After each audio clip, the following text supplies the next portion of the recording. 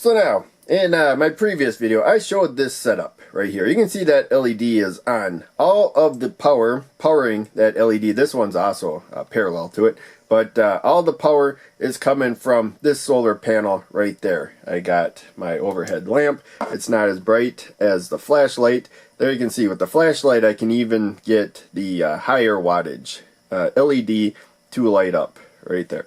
Now of course, this will only light up for as long as we got light on the solar panel. You can see it shuts off instantly, and with this, actually this shouldn't make too big of a difference. I'm going to plug in the capacitor. You may saw we kind of got a dim LED there. When I turn the lamp off, the LED is going to fade off. This higher wattage LED will probably slow it down a little bit because it was drawing some power. There you can see, or sped up how it quickly faded off. Now it's probably going to fade on and off even quicker. So I'm just using a lamp right now, maybe even a flashlight to power this. Again, we got a capacitor at the rail. I'll move it up so that you can see it better. This is a 4 farad supercapacitor. So it's got about 4,000 times the capacitance of that one right there. I can put it to the rail. It's polarized. Got to put that side positive. I'm going to slide her in up there. And again, this is all review. I'm just going to go over it quick. But in any case, I can leave that one or pull it. Doesn't matter. There you can see LED is going to stay lit for quite a while. And it may have enough charge on it to even light this one a bit. Again, this is gonna stay lit, you know, for a while right there. It's a supercapacitor. This supercapacitor has internal resistance, though. Be aware of that. You don't normally just quickly connect and disconnect supercapacitors to a circuit. You want a way to limit current, but this one you don't have to worry about that. And you know, also with this setup, you won't really have to worry about other supercapacitors either, but you know, you got to be aware you need short circuit protection. Now we're going to come over to the multimeter right here, and we're going to actually look at voltages. The other end of the probes there, I got these alligator clips. I crimped the other end of one of those wires to the alligator clip. I just used pliers right there. I didn't use an actual crimper. But in any case, we'll be able to look at the voltage. It's always safe to measure voltage for the most part. And we're going to set this to V, so we don't have to worry about taking any precautions. But in any case, there you can see with the LED on right there, all we're getting is about 2.6 volts to the rails right there. That's because the LED is using power. I haven't measured this before, and I think it's going to go. Well, we got the supercapacitor. Let's get that out of there. First off, that was charging, or that was charge. So that was actually providing a higher voltage than what the panel could provide by itself. So it was going to slowly discharge till it got to this voltage.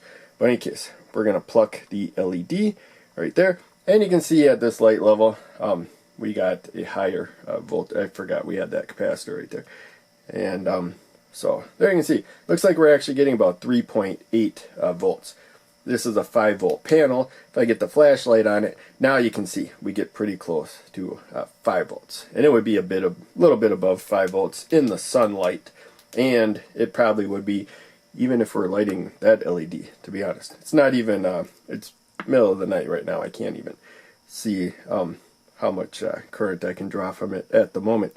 But it doesn't matter. We're just doing some inside tests right there. So that was flashlight without the LED, and now we'll look at flashlight with the LED, so we can get closer to 5 volts. So we could, you know, light this LED at about 4.6 volts, and ultimately charge this supercapacitor up to about 4.6 volts. So now we're kind of getting, remember this is polarized, you got to put it in the right way. There's a dash there going to the negative side, a plus over there going to the positive side. So there you can see, looks like voltage went up slightly, and then now it looks like it's leveled off, and I think it's going to slowly trickle for a bit as the supercapacitor discharges. If I get light on the flashlight, so you can see the voltage jumped up quickly. that's because the supercapacitor cannot accept all current that is provided to it. It has some internal resistance built in. Generally supercapacitors don't, though. Be aware of that, but this particular one does. So yeah, I'm going to shine the light on the solar panel. It's going to push current into the capacitor quicker at first, and then as the capacitor gets closer to the voltage that you see there, it's going to let less current flow through. So we got the light on there, and now we're going to get the light off the solar panel, and you can see that the supercapacitor is helping to hold the voltage up right there. So the panel is providing current to the LED, but so is the capacitor. If I remove the panel completely, we have that stored charge of the capacitor. So we could either store the charge through the solar panel, or I probably charged it earlier with a power supply in a different video or something. So now I got an idea for some other demonstrations. And again, I'm just kind of doing this on the fly. When you gather components, try to build as many creative circuits as you can. And let's get this LED out of the way. No need to have that there.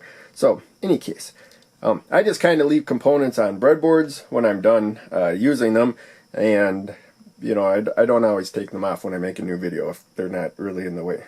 So, any case, we got the LED lit up right there, and we have the supercapacitor.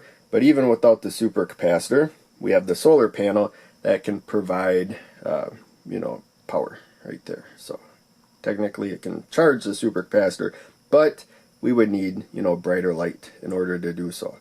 So in any case, let's get the supercapacitor out of the way. This is probably going to start beeping soon because it's been on for a while. So I'm going to turn it off and on. Now we have the LED lit up with the panel right there. We're looking at the voltage. I'm going to take this higher wattage. So we have a resistor protecting that LED.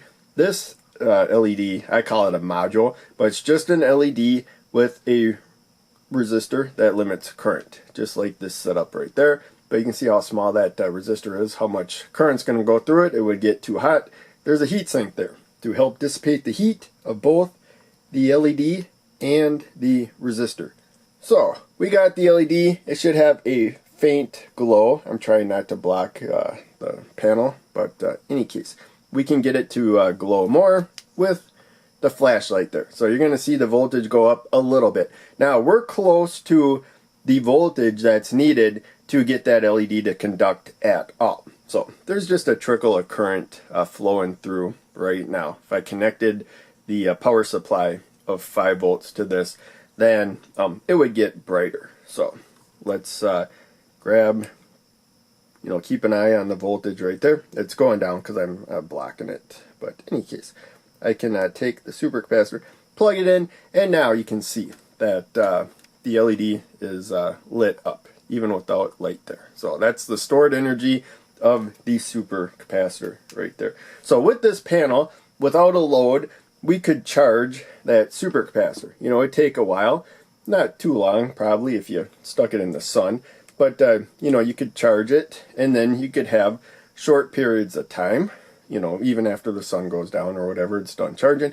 You could have short periods of time where you light the LED module there at 5 volts, and it's 4 farad supercapacitor, which means if you take 1 amp of current out of it, it's powering something at 1 amp, then it will discharge in 4 seconds. That's what 4 farad means. So that's 4 seconds. If it's taken 1 milliamp of current, 1/1000th of an amp, it'll last 1,000 times longer, 4,000 seconds, and so on. That's how the math goes for that. But the main thing for this demonstration, you got stored charge in there. That's what's lighting that bright LED right now. And we can't produce enough light to light that LED completely, but we can make it so the supercapacitor will last longer by adding more solar to the solar panel right there. The solar panel will provide some of the current, the capacitor probably providing most for this one until its voltage lowers. But we can plug this now. You can see it's 2.5 volts, and you can see that the voltage is starting to rise. It's not going to rise very fast with this light level, especially with that LED as well. But there, you can see that the voltage is going up. It's going to go up faster with light on the panel. So if there was no internal resistance, you could tell exactly what its voltage is. That would be on the display right there. Right when it got to whatever the panel can provide, maybe 5.5 volts or something. That's the maximum you can charge these, by the way, 5.5 volts. Then you would know it's fully charged. But with internal resistance, you know, you might have slightly higher voltage at the rail than the supercapacitor. Just something to keep in mind.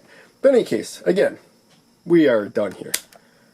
The whole point of this video and other ones that I do similar to this is to take components you have. You'll probably have resistors and LEDs. It's good to buy a little solar panel. I had to solder these wires to this particular solar panel right there. You can buy them pre-wired, but that's good practice for soldering too. You mostly put that tape there to help hold them in place while I solder them. There's just the little metal pads right there that I soldered them to, and just regular wires. And also, you know, I can move this around without putting stress on the solder there with the tape there. That's another reason why I put it there.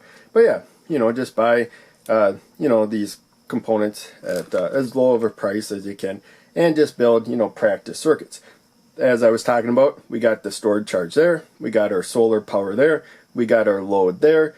When you have solar panels on your house, they are charging a battery. You know, they have protection from the solar panel to the batteries, but in case they're charging the batteries, and those batteries are being used to power a load. Again, there's protection between the battery and the load and so on, but this is the basics of what is going on, even in a complex system right there. So if you build these smaller ones right there, it's much easier to build and understand a larger system. So in any case, hope you enjoyed. Make sure you check out one of the other videos I'm posting on the screen, and check out links down below. They all help a lot. I'll see you in the next video.